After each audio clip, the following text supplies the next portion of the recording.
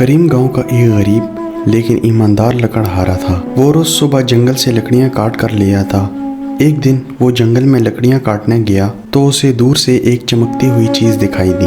قریب جا کر دیکھا تو وہ چمکتی ہوئی چیز ایک انگوٹھی تھی۔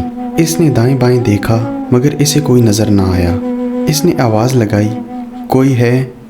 یہ انگوٹھی کس کی ہے؟ اچانک اسے اپنے پیچھے ایک آہٹ محسوس ہوئی۔ مڑ کر دیکھا تو اسے ایک چھوٹی سی لڑکی نظر آئی۔ اس نے لکڑہارے سے کہا، یہ انگوٹھی میری ہے، مجھے دے دو۔ لکڑہارے نے اسے وہ انگوٹھی دے دی۔ اس نے پریشان ہو کر لڑکی سے کہا، بیٹی تم اس جنگل میں کیا کر رہی ہو؟ آؤ میں تمہیں گھر چھوڑ دوں۔ اچانک وہ لڑکی ایک خوبصورت پری بن گئی۔ کریم اسے دیکھ کر حیران رہ گیا۔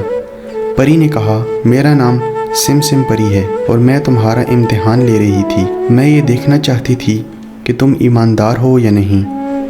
پھر اس پری نے کریم کو انعام میں ایک سونے کا پیالہ دیا اور کہا، اگر تم کھانا بنانا چاہو تو اسے حکم دینا، اس میں مزیدار کھانا بن جائے گا۔ تم اس سے جو کھانا لینا چاہو یہ حاضر کر دے گا۔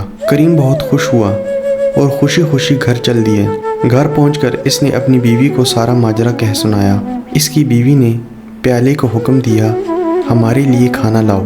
اس نے جیسے ہی یہ کہا بہت سارا کھانا سامنے آ گیا۔ کریم کے پڑوسی زاہد کو بھی یہ بات معلوم ہوگی۔ دوسرے دن وہ صبح جنگل میں پہنچ گیا اور پری کو ڈھونڈنے لگا۔ اسے بھی ایک چمکتی ہوئی چیز نظر آئی۔ وہ قریب گیا تو وہ ایک چمکتی ہوئی قیمتی انگوٹھی تھی۔ اس نے جلدی سے انگوٹھی اٹھائی اور سوچا، چلو پری تو نہیں ملی، یہ انگوٹھی ہی رکھ لوں۔ یہ سوچ کر وہ چل دیا۔ اچانک اس کے سامنے ایک چھوٹی بچی آ گئی۔ اس نے کہا، یہ انگوٹھی میری ہے، مجھے دے دو۔